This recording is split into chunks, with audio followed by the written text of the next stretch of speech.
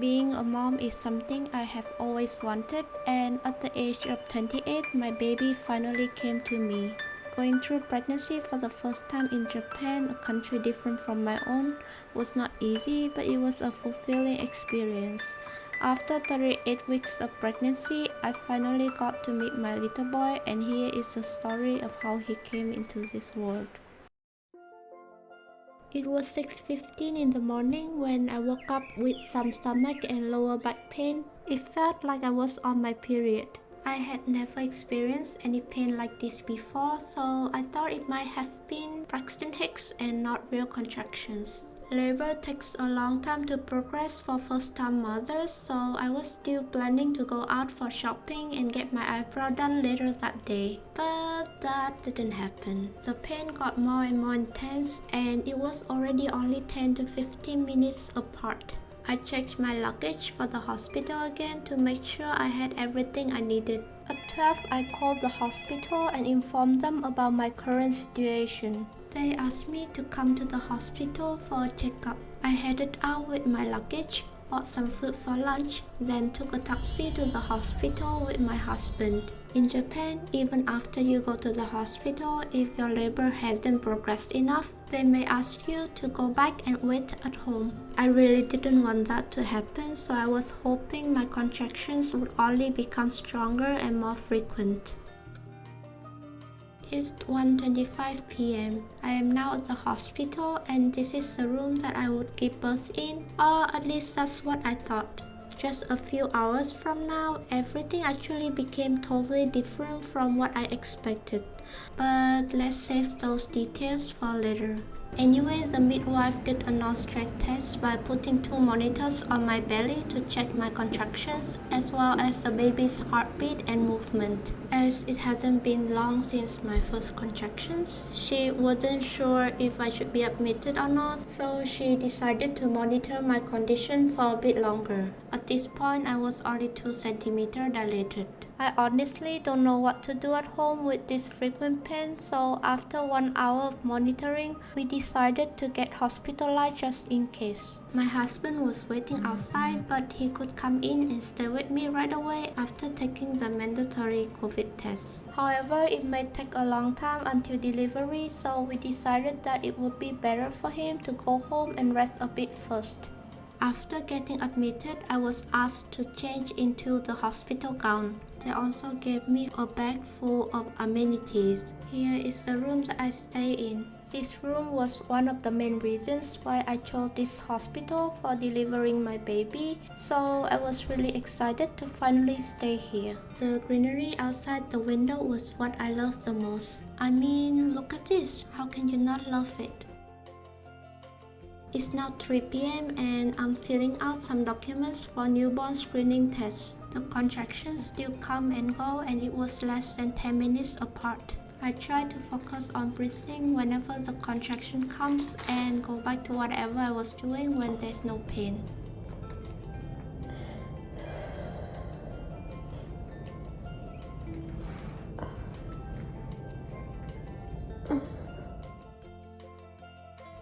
At 3:30 p.m., I was given my first antibiotics dose for GBS. In Japan, if you test positive for GBS, they will give you antibiotics every several hours to protect your baby from getting infected. I'm gonna take a shower now, so the nurse wrapped my arm like this to prevent water from getting in. It's nice to be able to take a shower in advance, as I won't be able to do so for a while after delivery. It's dinner time, and this is what they prepared for me. It's a pretty standard Japanese meal. This was when things started to go wrong. I was about to rest and get some sleep, but somehow my baby's heart rate became abnormally fast. The midwife in charge asked me to move to the delivery room for the doctor to do some checkups. The doctor told me that there was not much amniotic fluid left, which was weird because my water hadn't broken yet. He also said that the baby might be in critical state and might not be in a good condition once he was born. As they didn't have any specialized doctor who deals with newborn and children, even if we did C-section at that point, they would not be able to handle it if there were any problems with the baby. Therefore, they decided to transfer me to a bigger hospital with specialized doctors. They said they would contact the other hospital and quote an ambulance. My husband was supposed to come back to the hospital by midnight, but because of this, I had to ask him to come as soon as possible. Everything was so unexpected because my baby had been doing very well for the whole pregnancy. It made no sense that something could go wrong now.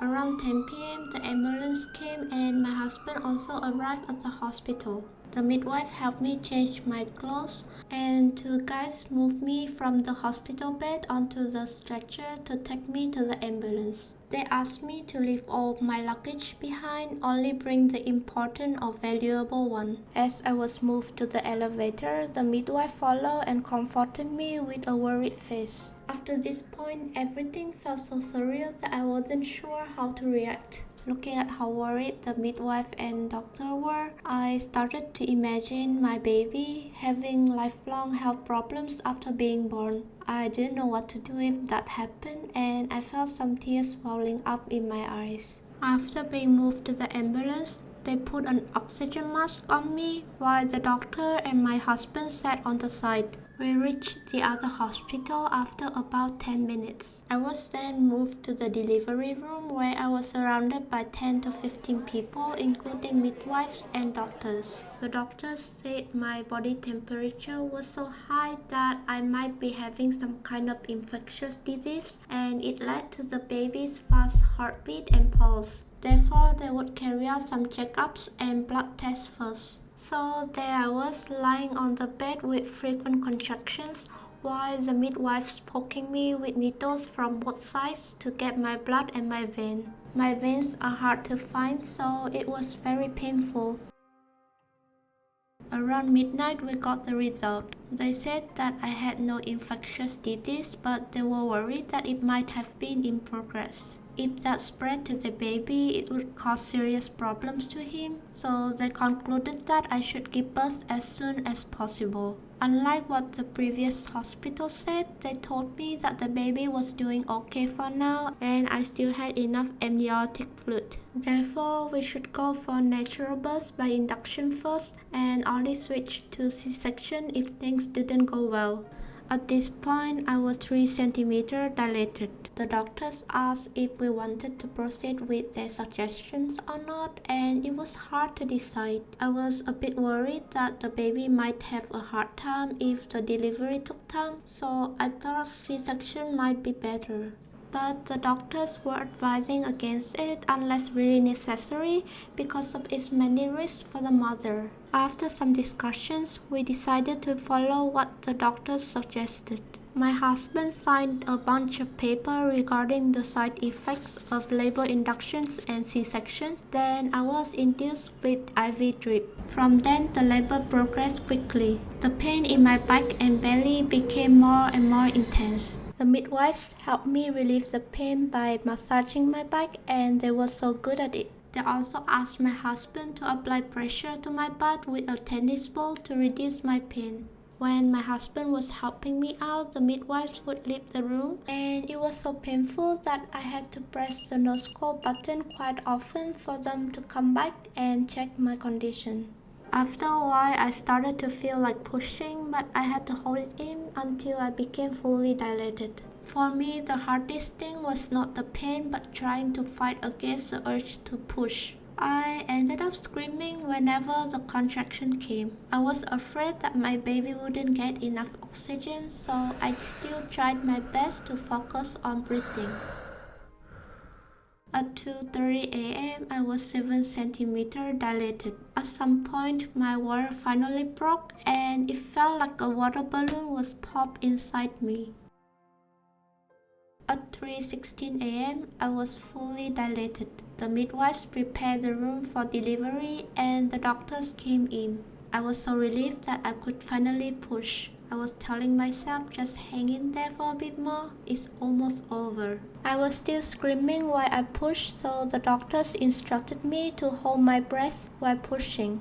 It took a while to get used to it. As the delivery progressed, the doctor told me they would do a episiotomy, and I was like, okay, do whatever you need to do, I just want this to be over. After that, they asked me to try to push for the last time, and they pushed really hard on my belly. I felt something warm sliding out of me, and I knew it was finally over. My baby was born at 4:48 a.m.11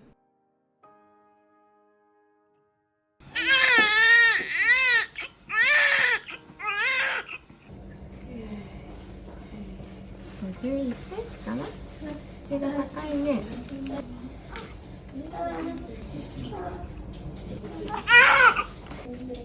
ちょっと感染予防の目薬をさせてもらいますね。あ、開けてくれたの。はい、いい子ですね。いい子ですね。言葉が通じたね。ああ、開けてくれる。あ、そう。いい子。感染症の心配が一応あるので抗生剤の投与させてもらってて予防はしてるんですけど、念のため大丈夫かどうかなっていうのはしっかり新生児科の先生と確認をさせてもらいます。あとは生まれた時に赤ちゃん自身がちょっとお熱あったので、それもしっかり下がってくるのかなっていうのを見させていただくのと、万が一下がってこなかったらちょっと明日明後日で足の裏採血させてもらって原因何かなっていうのを見させてもらいますね。よいしょ。他見えますか？かわいい。かわいいですね。柔らかい。じゃあ赤ちゃん倒れますね。はい。よいしょ。よいしょ。こっちも入れていいですよ。優しくちょっとさせてもらって。寒くならないように頭までちょっとかけちゃいますね。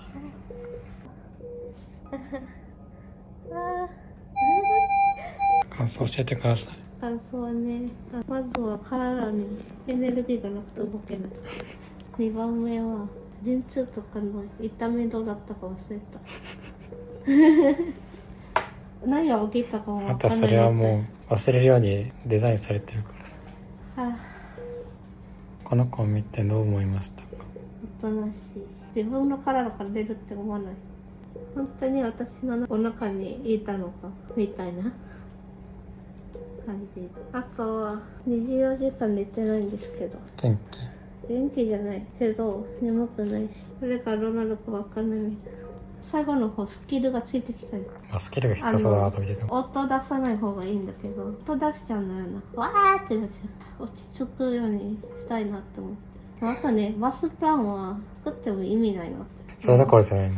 アロマオイって何って音楽って何？聞こえないです。もう聞こえないの。周り話しかけてくるんだけど、何が起きてるかも分かんないし、もう何でもいいからもういいですいいですって言って。荷物たくさん用意したけど、もう全部使えないし、なんか使いたいものたくさんあったんだけど。動けるわ。あ、開けた。ワンモーね。